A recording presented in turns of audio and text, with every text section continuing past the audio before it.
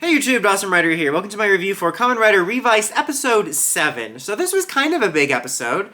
We got the debut of another new form, which, what else is new? We also got the debut of another new rider, Kamen Rider Demons. You know, before this started, like when we first got the initial info on Revice and like the poster and stuff, I honestly thought we were going to stick with just Revi and Vice for a while. That after such a large rider series like Saber, we would get a little bit of a dial back to basics. But now we're getting new riders rather fast. Not that I'm complaining, because I like the designs for the series a lot, so I'm liking to see the different designs, and I'm liking the characters they're introducing so far, but I'm just kind of surprised how quickly we wound up getting new riders when I thought we were going to kind of focus on these two, especially since we started off with 2 and 1 for the beginning. But anyway, like, I thought it was a good episode, but it was a little bit jumbled for me. Like, I feel like there was a lot going on, and there was something disjointed about the pacing.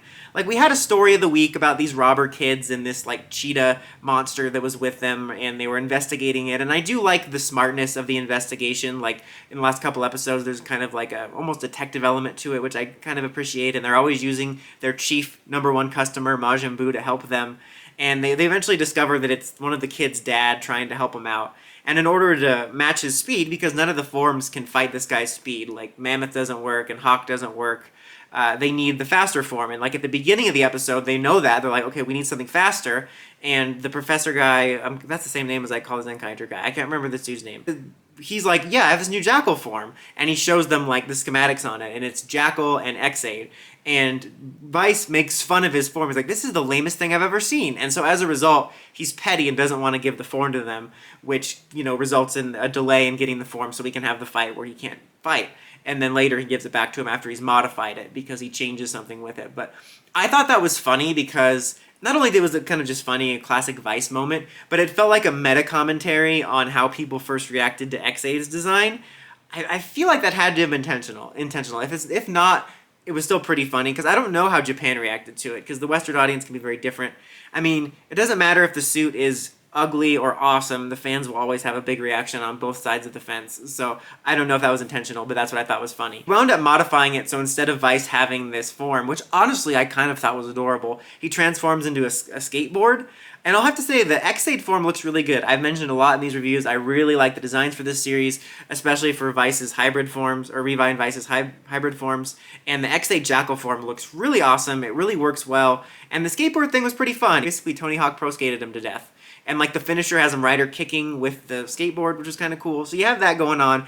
There's case of the week stuff with the dad they resolve at the end. Again, I don't care about the filler characters. I'm not here for you guys. Not you guys, the viewers, the filler characters. The filler characters just don't matter to me, so I don't really care what's happening to them. The big stuff happening was involving his brother, and we kind of find out in this episode that last episode I honestly thought the demon had fully possessed him, and that he was not in control at all, and they were going to kind of go for an opposites thing, where like Revi and Vice were a partnership, but then Daiji was completely possessed and it was a solo thing.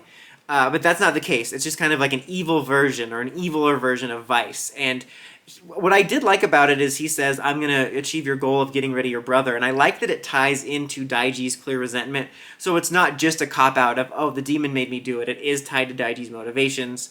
And then the company guys are clearly playing both sides, because they're like, yeah, he's got that driver. But then they call in the guy that was the red herring for all this, the commander guy. And they're like, oh, yeah, we think he might have been the one to steal it. We're going to send you after him. So they're playing like 3 different levels of this game. And they give him that driver that Daiji initially picked up. And that's what he uses to transform into Kamen Rider Demon, which is a pretty awesome form. It's like the spider form. Even Vice, or Revice says, like, oh wow, that looks really cool. And it does. The only gripe I have about it is I feel the chest piece is a little bit too big. Like when you first see him transform, it looks like it would be a little bit wispier, but then it's like a little bit too chunky. But it was still pretty cool. And again, because I didn't expect them to do so many riders so soon, it was kind of unexpected.